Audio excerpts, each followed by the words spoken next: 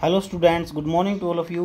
Let us start chapter number 3rd of 9th class, and today we will discuss about the science of 9th class, that is chapter number 3rd, atoms and molecules.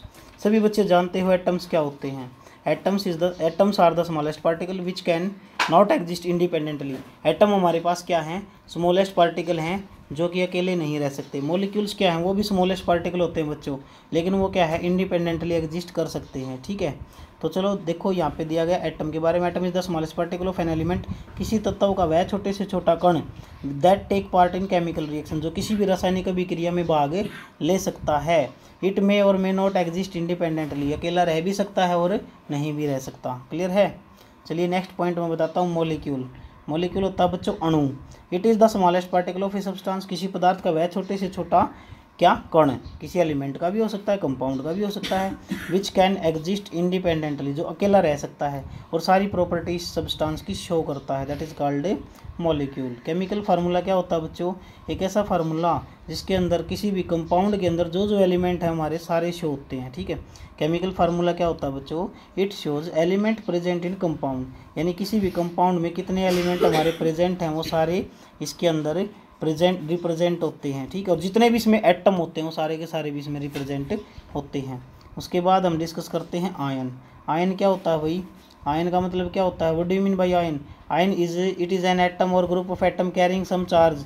अब क्या होता है, कई बार किसी atom पे charge आ जाता है और वो फ्रीली एग्जिस्ट भी कर सकता है सॉल्यूशन में. जैसे मेरे पास सोडियम है. ठीक है, अब मैंने सोडियम का क्या किया, 281 इसकी कन्फिग्रेशन कर दी, इलेक्ट्रॉनिक कन्फिग्रेशन. मैंने क्या किया, कुछ एनर्जी दे दी इसको. एनर्जी देने से क्या, इसका last electron loosely bounded electron होता है, ये चला जाएगा, लॉस हो जाएगा. तो क्या बना देगा भाई ये बच्चों, ये बना देगा सोडियम आयन. तो ऐसे बनते हैं आयन. आयन में भी ऑफ टू टाइप, कैटायन और एनायन. जब इलेक्ट्रॉन लॉस होते हैं तो कैटायन बनते हैं, इलेक्ट्रॉन गेन करता है एटम तो एनायन बनते हैं. ठीक है, उसके बाद हमारे पास है वैलेंसी. वैलेंसी होती है संयोजकता. It is the combining capacity of an element. किसी भी एलिमेंट की, ठीक है, क्या है, किसी of an atom of an element, किसी एलिमेंट के अंदर जो एटम होता है उसकी कंबाइनिंग कैपेसिटी वो कितनों से मिलता है, is numerically equal to the number of hydrogen atom और नंबर ऑफ क्लोरीन एटम और double the number of oxygen atom with which one atom of the same element can combine. कुछ नहीं भाई, इतनी बड़ी डेफिनेशन नहीं होती. वैलेंसी का मतलब क्या होता है बच्चों, how many electrons in the last cell. How many electron in the last cell, last cell में कितने इलेक्ट्रॉन हैं, वही हमारी क्या होती है, वैलेंसी होती है. ठीक है, लेकिन वो अगर 8 से ज़्यादा हैं, 8 इलेक्ट्रॉन से ज़्यादा हैं हमारे पास, तो मान लो जैसे मेरे पास क्या है, जो वैलेंसी होती है ना, वैलेंसी क्या होती है, लास्ट सेल में जितने इलेक्ट्रॉन हमारे पास होते हैं वो वैलेंसी होती है. बट अगर वो 4 से ज़्यादा है तो 8 में से घटाओगे ना आप, घटाने पर वैलेंसी आती है हमारी. एक होती है वेरिएबल वैलेंसी.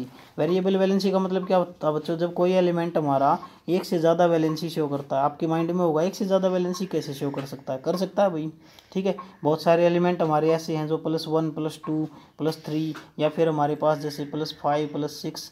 जैसे आप आयरन को ही उठा लो, आयरन के पास क्या है, +2 भी शो करता है Fe2+, और +3 भी शो करता है Fe3+. दोनों तरह की वैलेंसी ये शो करता है. उसके बाद मैं बताऊँ आपको रेडिकल क्या होता है बच्चों. रेडिकल एक ऐसा एटम और ग्रुप ऑफ एटम जिसके पास क्या है, चार्ज होता है, यानी कुछ चार्ज होता है, या तो पॉजिटिव चार्ज होगा या नेगेटिव चार्ज होगा. वो एक सिंगल यूनिट की तरह बिहेव करेगा रिएक्शन के अंदर. ठीक है, ये सारे रेडिकल हैं बच्चों. उसके बाद मैं बताऊँ सिंपल रेडिकल क्या होता है. What do you mean by simple radical. Simple radical a radical which is made up of one kind of atom.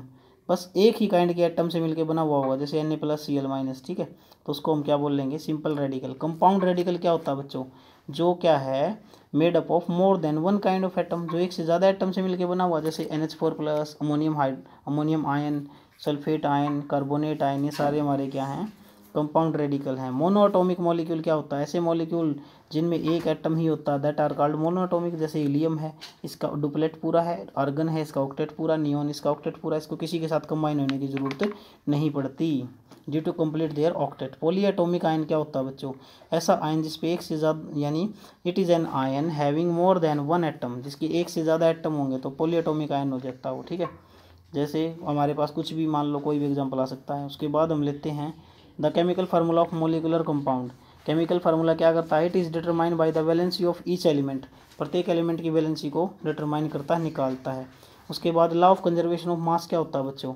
Law of conservation of mass का मतलब है जो किसी भी पदार्थ, it is state that matter और mass neither be created nor be destroyed, यानी किसी भी फिजिकल और केमिकल चेंज से मास को ना बनाया जा सकता ना नष्ट किया जा सकता है। यानी मैं सिंपल भाषा में आपको बताऊं, कंजर्वेशन ऑफ मास का मतलब क्या होता है, जैसे मेरे पास C+O2 बन गया, तो ये क्या बन गया? CO2।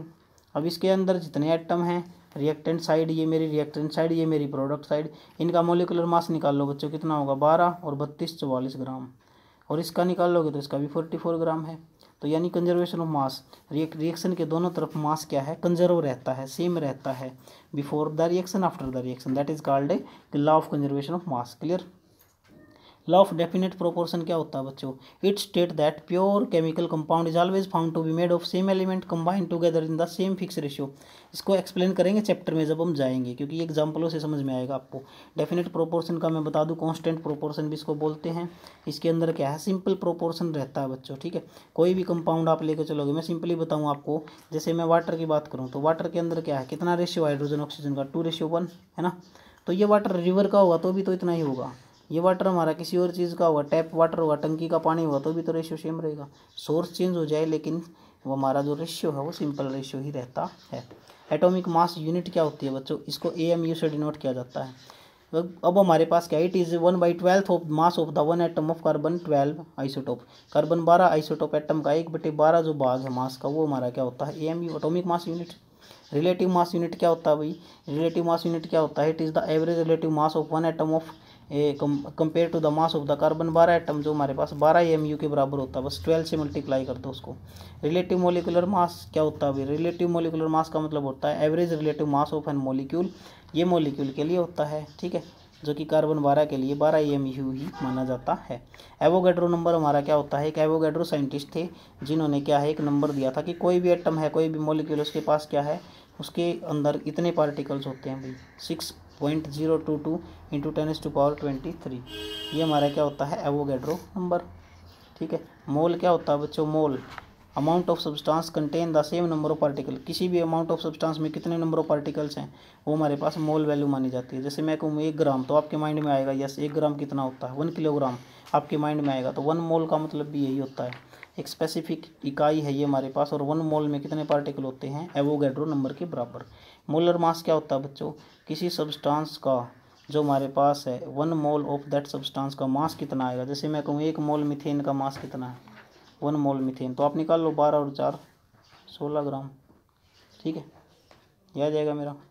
STP क्या होता है? Standard temperature pressure, simple value होती है स्टैंडर्ड की 0 डिग्री सेल्सियस 273 केल्विन। प्रेशर मेरा 1 एटमॉस्फेरिक होता है। Normal temperature pressure 25 degree Celsius होता है, और 1 एटमॉस्फेरिक। मोलर वॉल्यूम हमारी, यानी मोलर वॉल्यूम का मतलब क्या है? ऐसी वॉल्यूम जो कि 1 मोल ऑफ गैस है ना, वो 22.4 लीटर ऑक्यूपाई करेगी एक जगह पे, ठीक है। तो ये आप बेसिक टर्म पढ़ लें, इसकी कोई प्रॉब्लम हो तो पूछ लें। Thank you, have a nice.